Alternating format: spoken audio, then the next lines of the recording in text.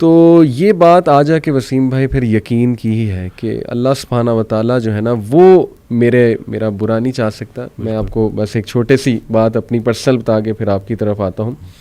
ابھی پچھلے چند ماہ پہلے کی بات ہے. ویسے ہی کبھی کبھی آپ کو پتہ ہے بندہ ڈاؤن ہو جاتا ہے.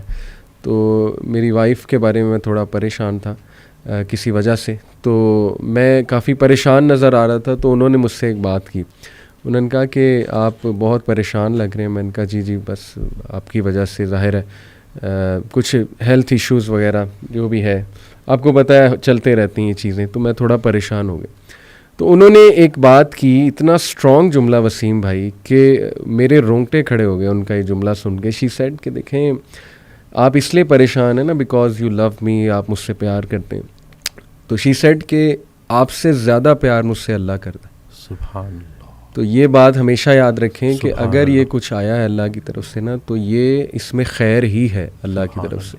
تو اس سینٹینس نے مجھے اتنی تقویت دی وسیم بھائی کہ واقعی دیکھیں ہم اپنے چاہنے والوں سے کتنا پیار کر سکتے ہیں ایک حد تک. اللہ انفائنائٹ ٹائمز ہم سے زیادہ جو ہے نا اپنی مخلوق سے پیار. تو کیسے اللہ ایک بندے کو ڈسٹروائے کر سکتا ہے؟ کیسے اللہ سبحانہ تعالیٰ ایک بندے کو سفر ہوتے دیکھ سکتا ہے؟ پاسبل ہی نہیں. بے شک. میں اکثر یہ بات کرتا ہوں کہ اخلاقیات میں الہیات کو شامل کرنا ہے.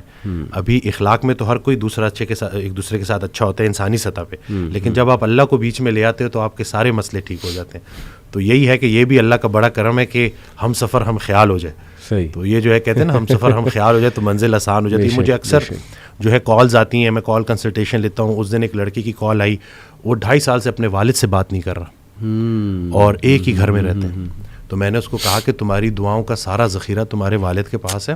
اور پھر وہ ایک آڈیو میں سن رہا تھا تو اس میں کہتے ہیں کہ نیک انسان کو دیکھنا بھی نیکی ہے. تو میں سوچ میں پڑ گیا اور پھر ایک دم سے نا مجھے میرا وہ ڈاٹس کنیکٹ ہوئے سارے نا, خیال میرا وہ بنتا گیا کہ لیٹس سے اگر گھر میں بوڑھے ماں باپ ہیں اور آپ ان کے پاس جاتے ہیں اور ان کو مسکرا کے دیکھتے ہیں اللہ, تو حج مقبول کا ثواب ہے. کہ کیا مطلب ویزا لگے گا نہیں لگے گا, جاؤ گے نہیں جاؤ گے, لیکن صرف مسکرا کے دیکھنے سے.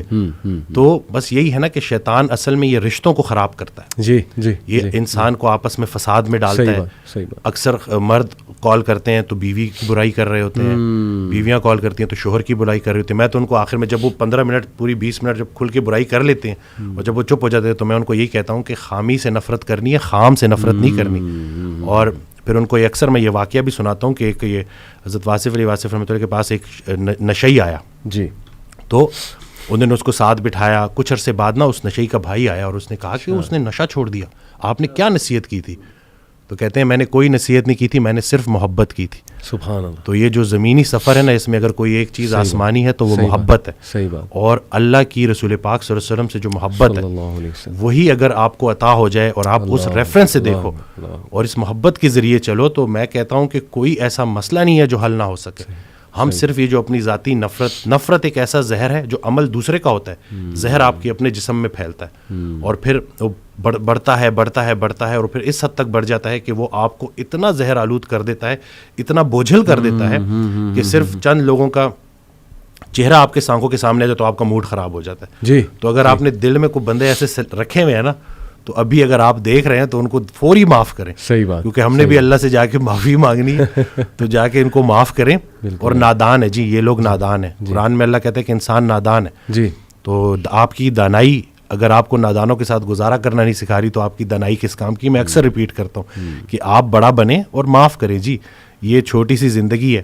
اور کہتے ہیں نا کہ کشتی میں اگر سوراخ ہو جائے اور کشتی ڈوبنے لگے تو کشتی میں تمام سوار لوگوں کو اللہ یاد آ جاتا ہے. تو کشتی گزر رہی ہے, زندگی چلی جا رہی ہے اور گزرتی جا رہی ہے. ہم سے جب کوئی ہماری عمر پوچھتا ہے تو ہم وہ بتاتے ہیں جو گزار چکے. جی. حقیقت میں عمر وہ ہے جو رہ گئی ہے. تو جتنی رہ گئی ہے بس خیر سے گزاریں اور آپس میں صلح کریں. اور بس یہی ہے کہ چھوٹی سی زندگی ہے اور گزارا کرنا ہے اور صبر کرنا ہے.